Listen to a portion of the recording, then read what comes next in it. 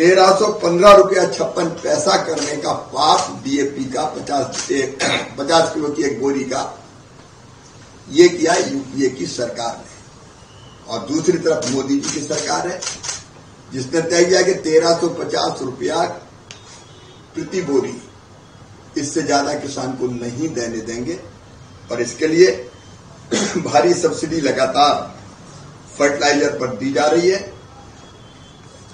इस साल भी लगभग 1,75,000 करोड़ रुपए की सब्सिडी किसानों को सस्ता खाद उपलब्ध कराने के लिए मोदी सरकार ने दी है। मैं प्रधानमंत्री जी का अभिनंदन करता हूं और किसानों को बधाई देता हूं। उनको यूरिया नहीं डीएपी की बोरी 1350 रुपए में ही मिलेगी। और खरीफ के सीजन में, केवल खरीफ के सीजन की बात कर रहा हूं, ये सस्ती और सब्सिडी वाली खाद देने के लिए 37,216 करोड़ रुपया विशेष रूप से सब्सिडी दी जाएगी। ये भी एक बहुत बड़ा फैसला किया है। मोदी सरकार का मंत्र है किसानों को उसके उत्पादन का ठीक दाम देना।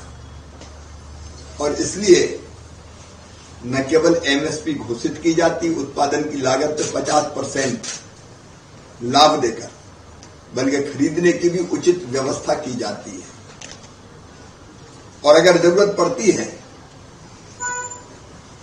और किसान के उत्पाद की कीमत घटती है तो हम अपनी आयात निर्यात नीति को भी किसान हितैषी बनाते हैं।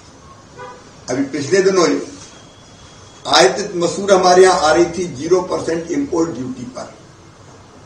बड़ी संख्या में मसूर आने से मसूर के रेट गिरते और किसान को घाटा होता। इसलिए सरकार ने फैसला किया कि आयातित मसूर पर आयात शुल्क इंपोर्ट ड्यूटी 11% वसूली जाएगी। इसका मतलब यह है कि बाहर से अब अगर मसूर आएगा तो 11% इंपोर्ट ड्यूटी देने के बाद आ पाएगा। मतलब यहां सस्ता मसूर नहीं आएगा और इसका फायदा किसानों को होगा। चने का भी इस बार बम्पर उत्पादन हुआ है। हमारे यहां 24-25 की कृषि उपज का जो अग्रिम अनुमान है, चने का उत्पादन होगा 115 लाख मीट्रिक टन से ज्यादा। जो पिछले साल हुआ था 110 लाख मीट्रिक टन, तो लगभग 4.5% से अधिक उत्पादन बढ़ा है। और जब उत्पादन बढ़ता है तो कीमतें घटने की प्रवृत्ति रहती है। आयातित चना सस्ता ना आ पाए, इसलिए सरकार ने फैसला किया किसान को चने का दाम ठीक मिले। तो चने पर भी आयात शुल्क 10% लगा दिया गया है। मतलब अब चना अगर बाहर से आएगा 0% इंपोर्ट ड्यूटी पे आ जाए तो बड़ी मात्रा में चना आएगा और रेट और डाउन होने की प्रवृत्ति जारी रहेगी। लेकिन अब 10% आयात शुल्क लगाने के कारण सस्ता चना नहीं आ पाएगा और इसका लाभ हमारे किसानों को ठीक दाम मिलने के लिए होगा। ऐसे एक नहीं अनेकों किसान हितैषी फैसले किए। प्याज पर अभी एक्सपोर्ट ड्यूटी जो पहले 40% से घटा के पहले 20 की और 20 से घटा के अब 0 कर दी गई है। हमारे चावल पर, बासमती सहित बाकी चावल पर जो मिनिमम एक्सपोर्ट प्राइस देनी पड़ती थी उसको समाप्त कर दिया गया है। तो किसान हित में ऐसे बड़े फैसले निरंतर मोदी जी के नेतृत्व में एनडीए की सरकार ले रही है। और सीधे सीधे हमारा लक्ष्य और संकल्प है किसान की खेती को हम फायदे का धंधा बनाएंगे, किसान के लाभ को बढ़ाएंगे। ग्रामीण विकास मंत्रालय ने कुछ राज्यों के लिए सड़कें भी स्वीकृत की हैं, उसके बारे में जानकारी मुझे बताते हुए प्रसन्नता है।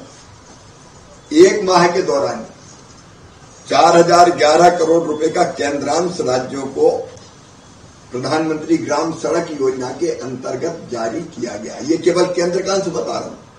हमने 4,000 करोड़ रुपए से ज्यादा जारी किए हैं। पिछले 1 महीने के दौरान ही पुडुचेरी में 108 किलोमीटर लंबाई की 41 सड़कों को स्वीकृति दी गई है। इस दौरान 2,612 किलोमीटर लंबाई की 231 सड़कों और 96 पुलों के निर्माण की स्वीकृति भी अलग अलग राज्यों में दी गई है। पीएम जनमन योजना के अंतर्गत भी, मैं केवल सड़कों की बात कर रहा हूं, 508 करोड़ 29 लाख रुपए की 738.99 किलोमीटर की 377 सड़कें स्वीकृत की गई है। इसी दौरान त्रिपुरा को 76 करोड़ 47 लाख रुपए की लागत से 84 किलोमीटर लंबाई की 25 सड़कों को हमने स्वीकृति दी है। बिहार को 5 सड़कें और 103 पुल दिए गए हैं। अरुणाचल प्रदेश में भी 1 सड़क और 1 पुल दिया गया है। मणिपुर को 41 सड़कें दी है। मध्य प्रदेश को 6 पुल की स्वीकृति की गई है।